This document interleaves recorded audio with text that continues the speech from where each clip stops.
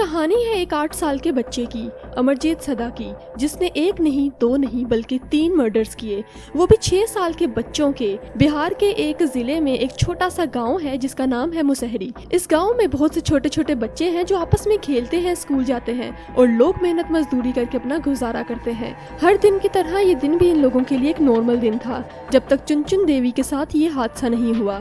चुनचुन देवी हर रोज अपनी 6 साल बेटी खुशबू को स्कूल छोड़ती और वापसी पर उसको वापस लेती आती। और एक दिन चुनचुन देवी खुशबू को लेने स्कूल गई तो खुशबू लापता थी। उसकी माँ ने उसे हर जगह ढूंढा पर वो नहीं मिली। और फिर सदा घर का एक मेंबर चुनचुन देवी के पास आता है और कहता है कि शायद उसे पता है कि खुशबू कहाँ है। ये दोनों मिलकर भगवान नगर पुलिस स्टेशन जाते हैं, केस रिपोर्ट करते हैं। आहिस्ता आहिस्ता पुलिस को मालूम होता है कि ऐसे पहले भी 2 केसेस सामने आ चुके हैं और जिन बच्चियों के साथ ये वाकया पेश आया वो सदा फैमिली की ही बच्चियां थी। इस बात पर गाँव में बहुत ज्यादा दहशत फैल जाती है। वो शख्स जो सदा फैमिली से पुलिस की इस केस में मदद कर रहा था वो पुलिस को लेकर प्लेग्राउंड चला जाता है, जहां पुलिस की पहली बार मुलाकात एक 8 साल बच्चा अमरजीत से होती है। जब पुलिस उससे पूछती है कि क्या उसने कुछ देखा है या उसे कुछ मालूम है तो वो सिंपल सी एक हल्की सी स्माइल करता है, जिस पर पुलिस को डाउट होता है कि कुछ तो मामला गलत है। अमरजीत को पुलिस स्टेशन ले जाया जाता है और कोई भी आम बच्चा हो तो पुलिस स्टेशन जाकर डर जाएगा, लेकिन अमरजीत डरने की बजाय कहता है कि मुझे पहले एक बिस्किट खिलाओ,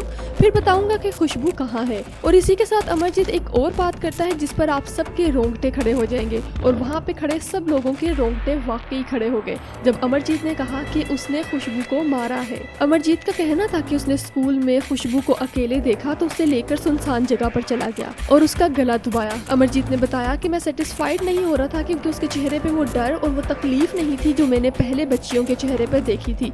तो मैंने अपने पास से एक पत्थर उठाया और उसके मुंह पर तब तक मारता रहा जब तक वो मर नहीं गई।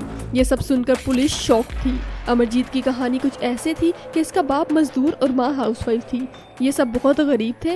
इन्होंने सोचा कि मुसहरी गांव में शिफ्ट हो जाते हैं। इस वक्त अमरजीत सिर्फ 6 साल का था।